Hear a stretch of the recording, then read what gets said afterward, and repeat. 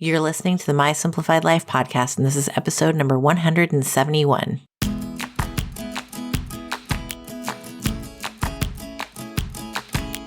Welcome to the My Simplified Life podcast, a place where you will learn that your past and even your present don't define your future.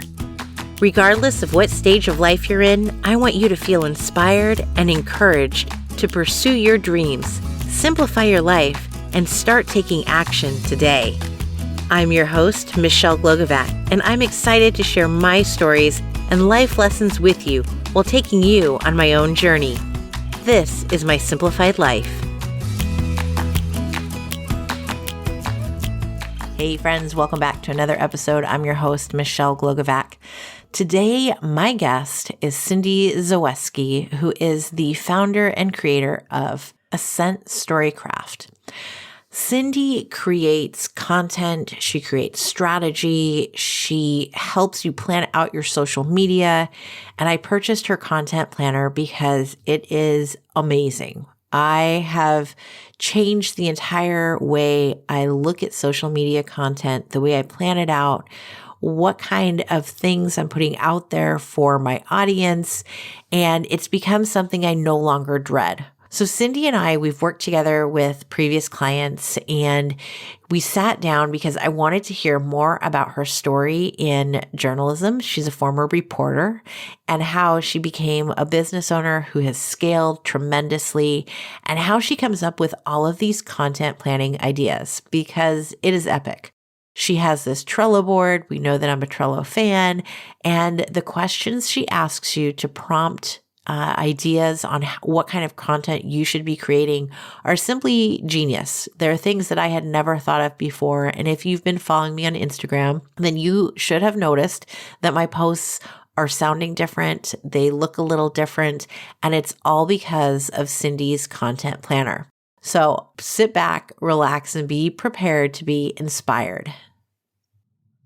Hi, Cyndi. Hi, Michelle. I feel like we should be saying good evening because we've been talking so long before recording this. I'm so excited. I'm so thrilled to be here. Can you introduce yourself to everyone, please? Oh, that'd be my honor. My name is Cyndi Zaweski, and I'm the owner of Ascent Storycraft, a copywriting and content strategy agency for online business owners. And we specialize in helping people streamline the crazy amount of content that they have to put out into the world to show up consistently and serve well and build a brand that has a community that loves them back. It's so important to have that community when you're building out content, and that's what we specialize in. I absolutely love your content planner because full disclosure, everybody, I bought it when it first came out, and your prompts have turned my social media posts into, it's no longer like a headache for me to write them, because forever I'd be like, okay, I got to get ahead of this. I got to batch, and I still love batching, but then I'd go to, what's the national holiday for this week and this day? And what should I talk about? And I don't know. And it just got really old. And your Trello template, beautiful, easy. Oh my gosh, I just want to squeeze it and love on it. It makes me think. And I think that's what is so key. It's not hard thinking. It's like, what are your 5 tips for fill in the blank? And I find myself actually doing all of this research, filling in the cards, and then I have this whole bank of content, and it's so beautiful. And yet I think about how it must have taken you forever to create such a thing.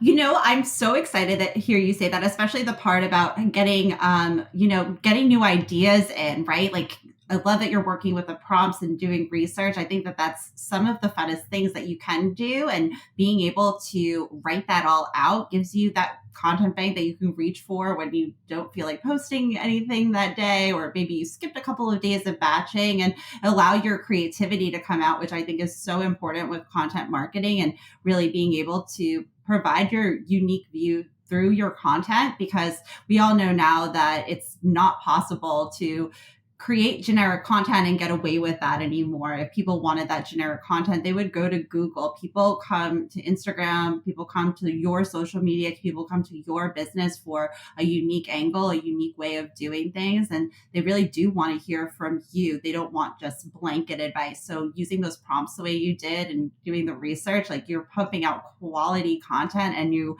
have so much of it now, like that is a dream come true. So thank you so much for the plug there. Like, I mean, oh my gosh, can I just steal that and put it on my sales page? Because I don't even need any copy anymore. We'll download you the transcript.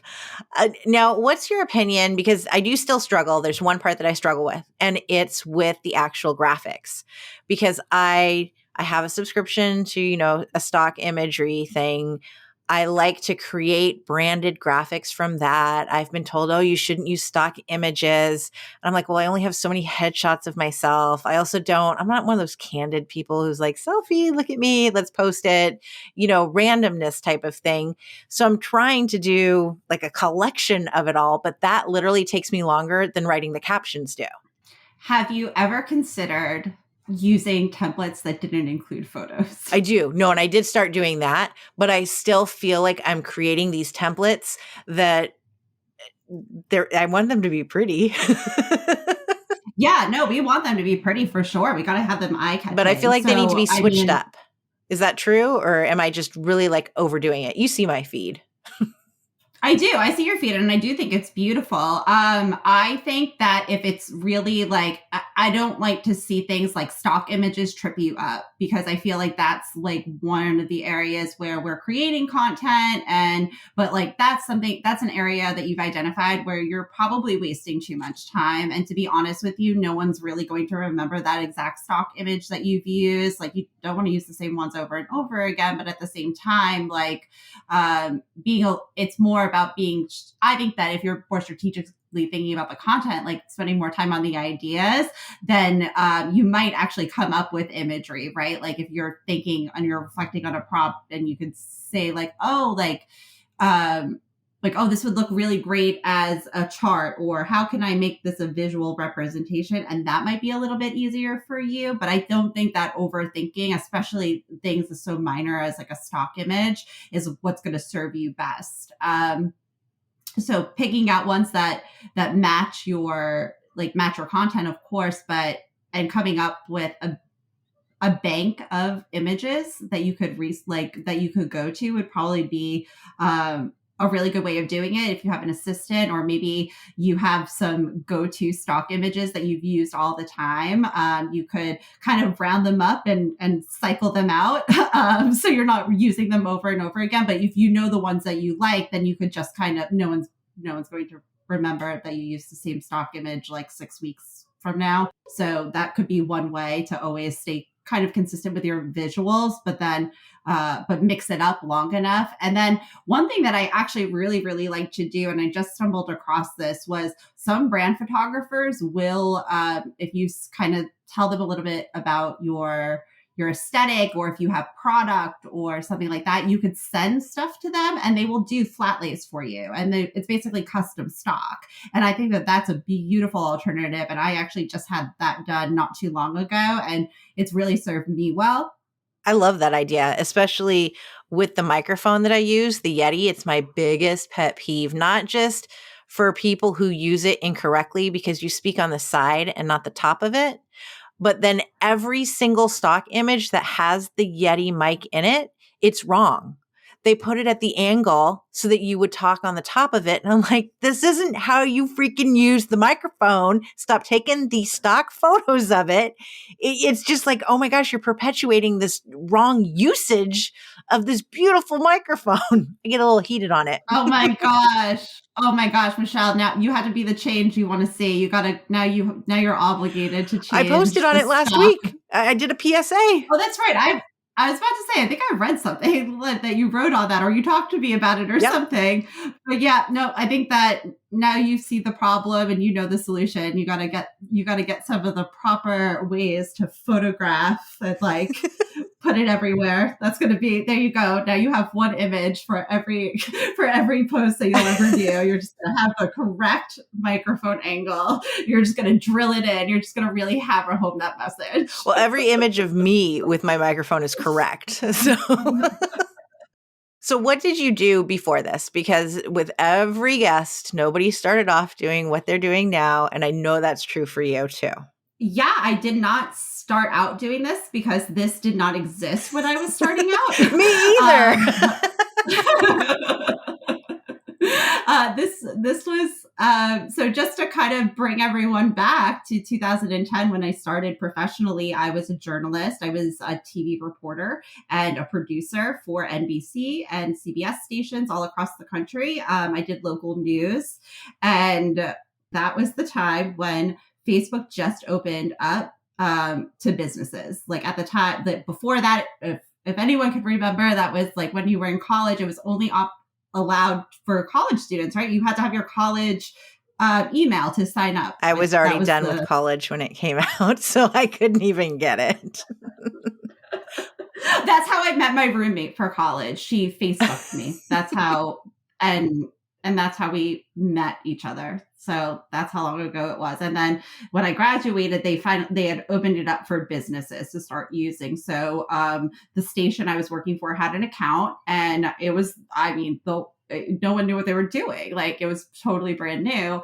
And I got the honor of being able to do all the social media for the station, mostly because it's a small station and we had to wear many hats. I was my own reporter, but I was also the photographer, the videographer, the script writer. Like, I was driving out to cover like house fires at 3 a.m. and all of that stuff. So like, it was definitely like a one-man band mini hat situation. And because I would the overnights, I usually had the most time to pick up like kind of like extra stuff. Like, so I got to just start to do the social media, and I thought it was awesome.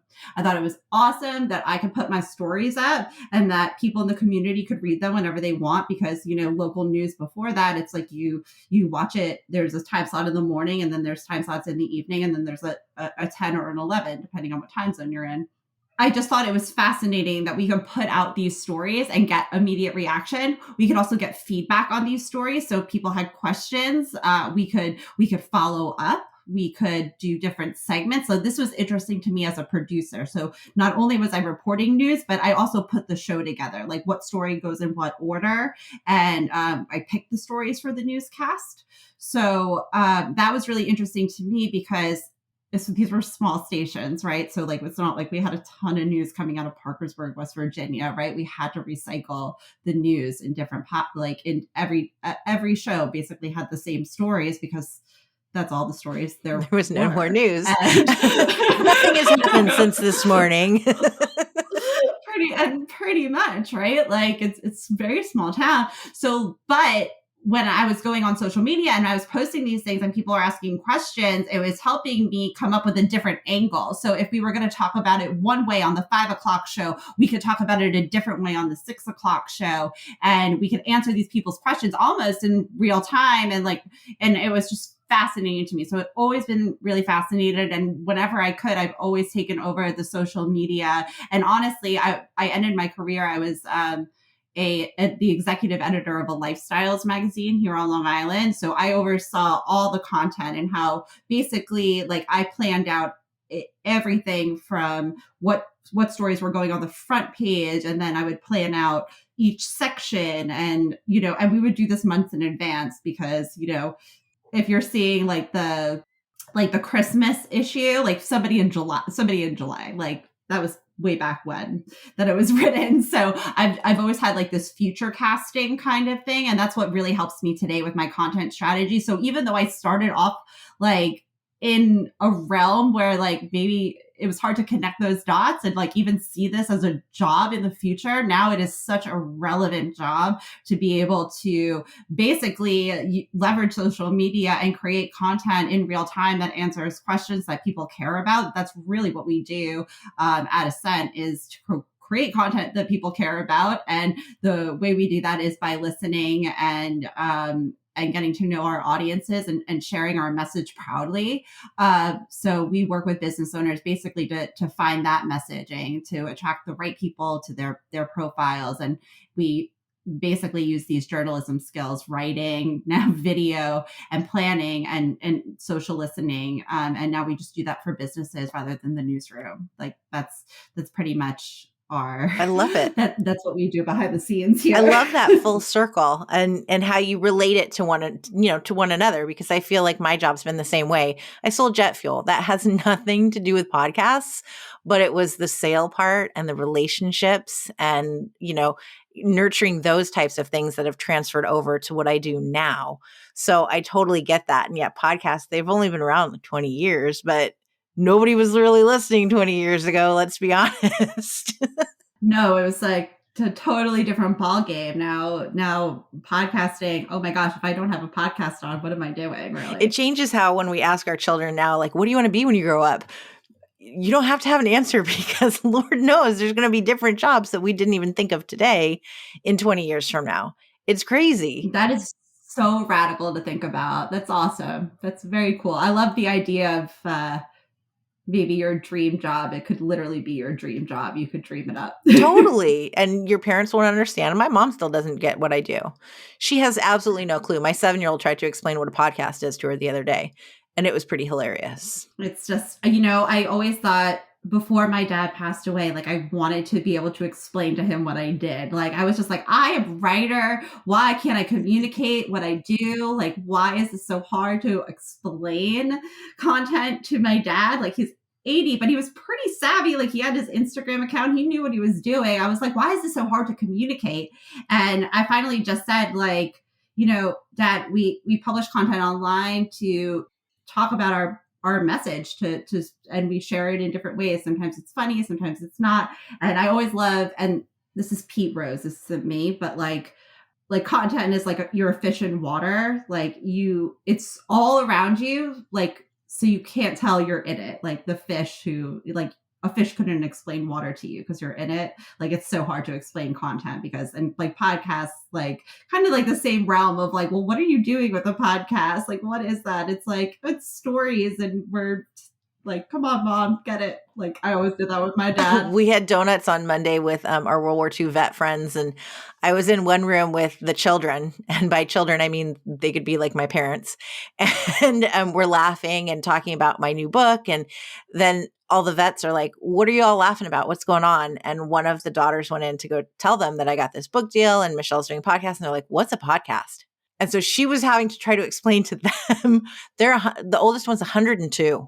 Wow. What is it that Michelle does? What is a podcast? And what has she written a book on? It's a different world we're living in. It is. I can only imagine what it's going to be like. God bless if I'm 100. Like, what in the world? Like, sometimes, like, honestly, my nephews now, they're in their early 20s, which is nuts. But like, some of the things that they do, I'm like, man, like, that's crazy. It's so second nature to them, like they grew up when like iPhones and all that, like that was already like, normal. Like my niece who's 16 now, like she's never not had an iPad. Isn't that funny? Yeah. We got the kids Kindles one year and turned it on and boom, they just took off. And I was like, wait, you know how to use this thing? They're like, well, you just swipe and use your finger and that's it. Like, yeah, no big deal. We just need help spelling. It's super intuitive for them. Yeah. That's crazy. But yeah, no, it's really intuitive for them. It's crazy how they pick it up. So you can only imagine how that'll advance technology, right? Like this stuff is so second nature to them that like the world will probably change so much when they're our age, because they'll be so technologically advanced compared to the way that we grew up. Yeah. It's definitely going to be interesting. Let's talk more about you and your business, because I know you love talking about yourself. What type of... Man, we've been doing such a good job so far about just talking about I don't know, the finer things in life and What types of what it businesses are all you working means. with? Do you have like a niche, or is it like everyone and anyone who can come see you? I'd say it's pretty much everyone and everyone. Like I don't have a niche, and I don't have a niche in the way that people traditionally think about a niche, where like I'm talking to a specific type of person or working with a specific industry. I've niched down very much on my skill set. I am a fantastic storyteller. I'm really good at getting messages out. I'm really good at listening to you and have you like basically for like verbal vomit everywhere. And I take notes and I turn it into messaging and copy and things that make words that make sense and that other people could connect with. So that's what I do. That's what I've always really done as a journalist, like interviewing people. Like I've interviewed people that never talked to a reporter in their life, and we've come up with beautiful award-winning stories. And it's really just a matter of being able to communicate it well. So I think that I've been able to do that successfully throughout a bunch of industries and throughout my career, because I've had to talk about things like nitrogen pollution, and I've also had to cover bake sales. So I think being able to tell stories and tell them well is like pretty universal. So I say like I've niched down a lot on my skill set, and I'm really good at what I do, like from a technical standpoint. And I think that that's the way I've niched down most. But I do love to work. I mean, I'm mostly working with online business owners. I also work with nonprofits that are brick and mortar nonprofits, though. But I genuinely say that most of the people that are coming through my doors are small business owners, or probably infopreneurs. Like maybe they are teaching something. I like you, and you're teaching podcasting. I work with a lot of people like that to get their knowledge out so they could serve people well. And I also work with service providers who were kind of in my boat 2 years ago, and they're just trying to stand out online and come up with ideas that people haven't heard before to stand out in their niche. And I help people brainstorm. So, but I'm pretty privileged to work with a wide variety of industries and interests, which definitely keeps my job interesting. And I'm so grateful for that. Do you think that having an online social media presence is still important? I ask because I've seen a lot of like bigger people, and I mean bigger, like Mhm. tons of followers, people who have book deals that are, six figures, big people who are like, you know what, I'm done over here on Instagram. I'm jumping ship. If you want to follow me, keep listening to my podcast and join my email list, and I'm out. That's cool for them, but I don't think most people have that. I don't think most people have that luxury. That was the best answer, and I wish that people could see the way you just looked at me of like, yeah, okay, no. I don't know. It's kind of like you telling me that I have the same 24 hours as Beyonce. Like yes and no. I think her 24 hours is a lot different than mine. But we both got 24. You're right about that.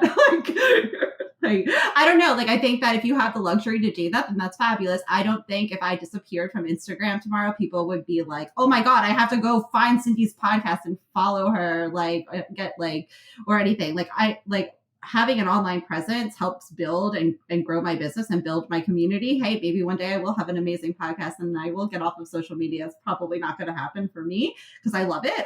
I actually think that it's tremendous to have a community online. Like that's such an advantage. And I know that sometimes engaging feels like a chore and things like that when it comes to Instagram. And I think it's made out to be like a game or something that's like a to-do list, checklist kind of item. But like really engaging with your community is a true gift for a business owner, especially, an online business owner where you may never meet a client in person.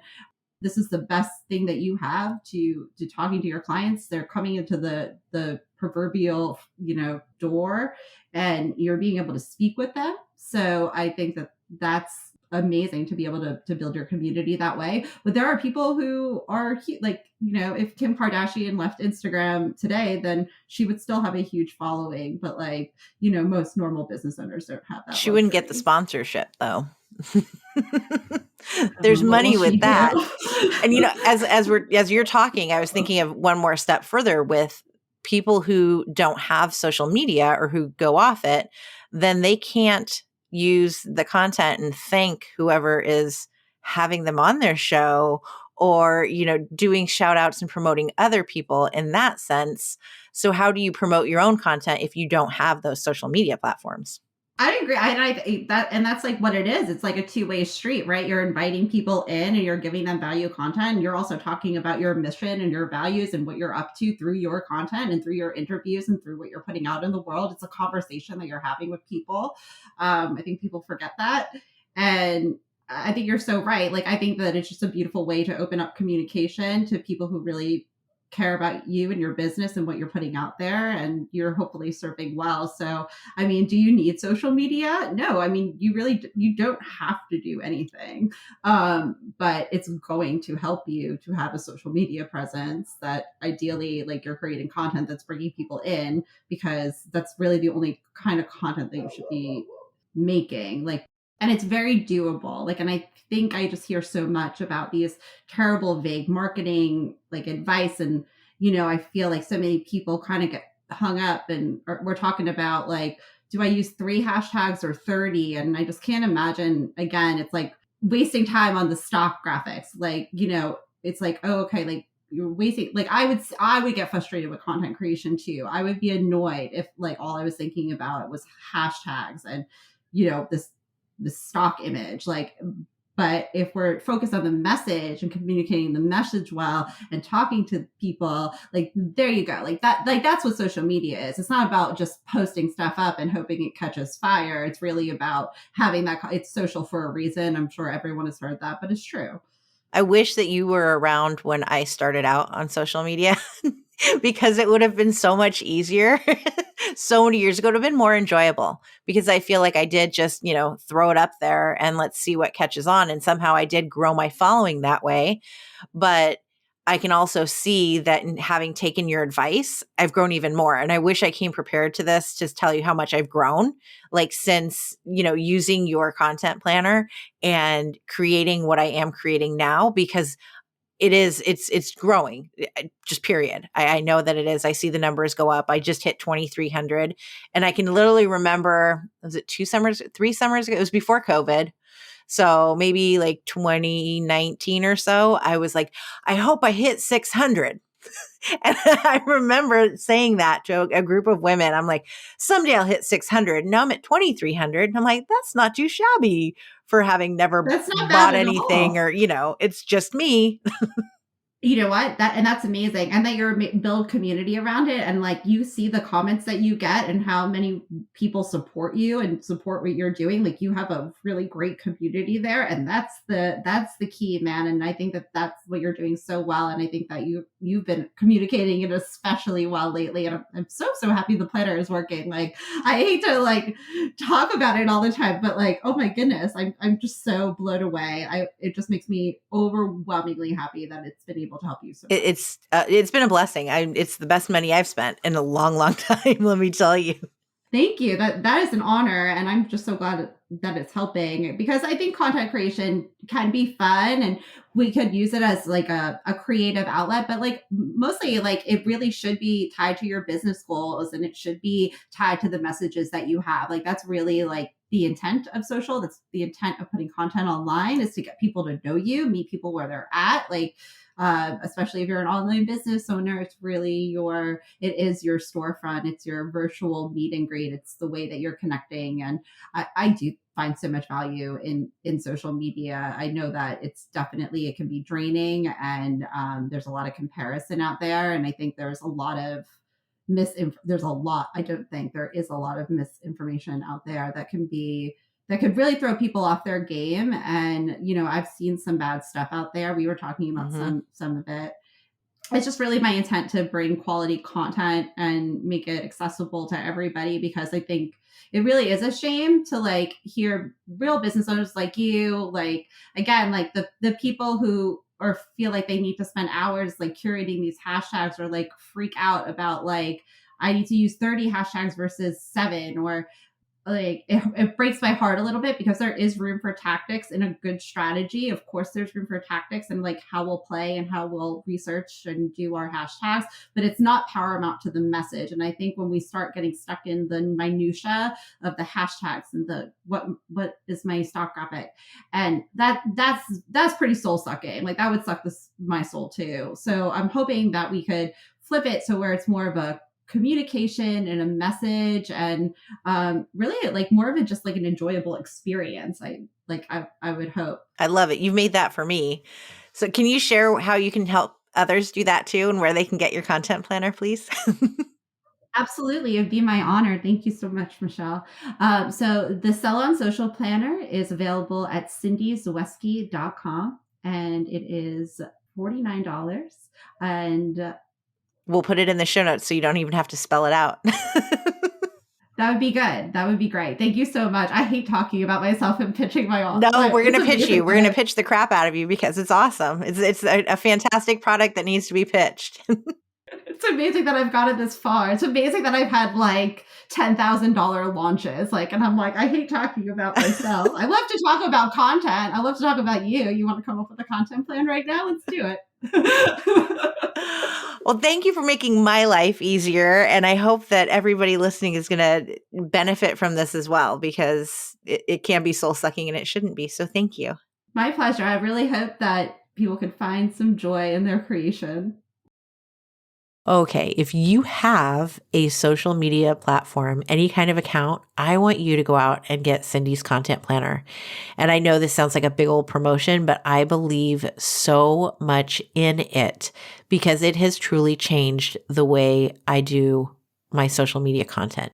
I was one of those people who was dreading it every week, and it would take hours and hours. And there are times where it still takes me a while because I want my graphic to look just perfect and I want to come up with something new and creative, but that's also because I have fun with it. But the content portion where I'm drafting what I'm going to say, the caption, sometimes it turns into a podcast episode because of it, or it turns into a blog post because it gets so detailed. It's just amazing that these things were things that I wasn't thinking about. And because of Cyndi, I now not only think about them, I'm writing about them, you're getting to read them. And I just love the way that she comes at it with this storytelling perspective and how it's helping so many people. So remember that social media creation does not have to be hard. It should be fun. If it's not fun, then stop doing it or change the way you're doing it, because we deserve to have fun in the content that we're creating for others and for ourselves.